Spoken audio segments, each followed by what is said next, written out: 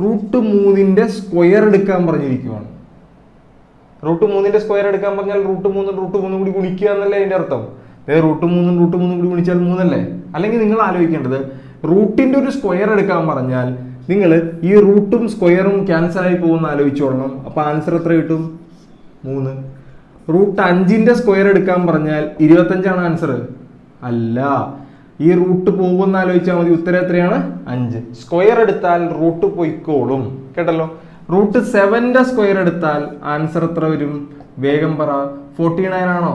അല്ല, 7. √8 സ്ക്വയർ എടുത്താൽ ആൻസർ എത്ര വരും? 8. √9 സ്ക്വയർ എടുത്താൽ ആൻസർ എത്ര വരും? 9. ക്ലിയർ ആയില്ലേ? അപ്പൊ രണ്ട് കാര്യങ്ങൾ. √5 സ്ക്വയർ എടുത്താൽ ആൻസർ എത്ര വന്നു? 5. ഈ സ്ക്വയർ ക്യാൻസൽ ആവുമെന്ന് ആലോചിച്ചാൽ മതി. അതുപോലെ